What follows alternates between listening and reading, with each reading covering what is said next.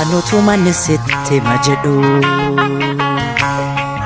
kan ormaa taate maal godhu har'a boreetu kana fide garaan kommoo si malee kunu har'as amma si dide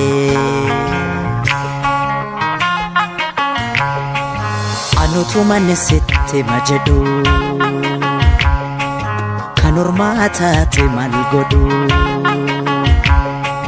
har'a boreetu kana fide garaan kommoo si malee kunu har'as amma si dide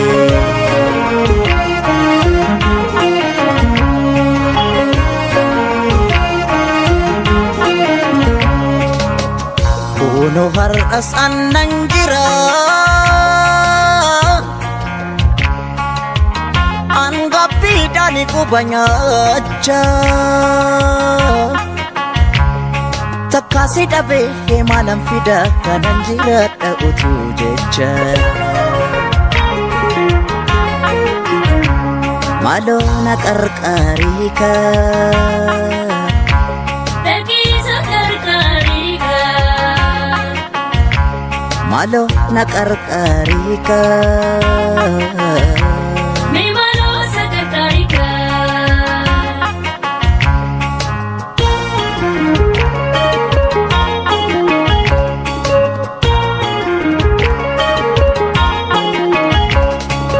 anammayyuu jaalala keen dhibamsiisa kiyyoon galee maalan ciisa maaloo na qarqaariika Mee maaloo sa qarqaariika Mee maaloo sa qarqaariika anammayyuu otoon argu omaa hin argu jaalala keet natta edagu maaloo na qarqaariika Mee maaloo sa qarqaariika Mee maaloo sa qarqaariika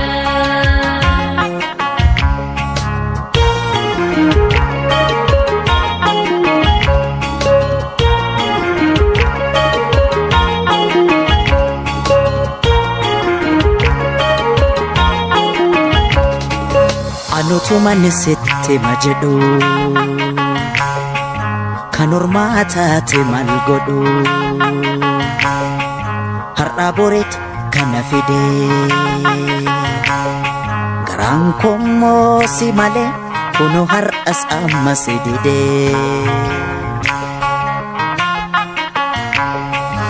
anutu manisitti majedhu kan ormaa taate maal godhu har'a boreetu kana fide garaan kommoo si malee kunu har'as amma si dide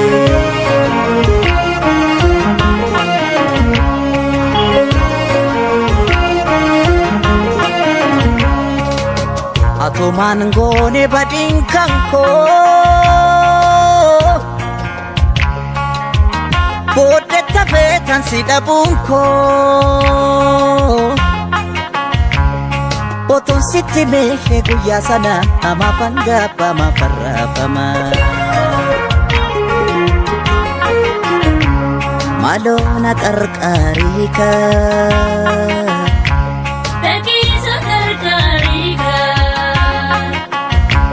maaloo na qarqaariika Mee maaloo sa qarqaariika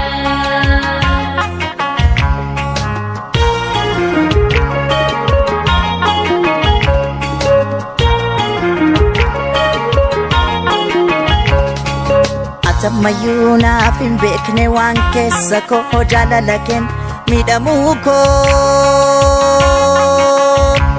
maaloo na qarqaariika Mee maaloo sa qarqaariika Mee maaloo sa qarqaariika Sammayyuu naaf hin beekne eenyu sitti hima jaalala keetiin ani rarfama maaloo na qarqaariika Mee maaloo sagantaarika maaloo na qarqaariika Mee maaloo sagantaarika maaloo na qarqaariika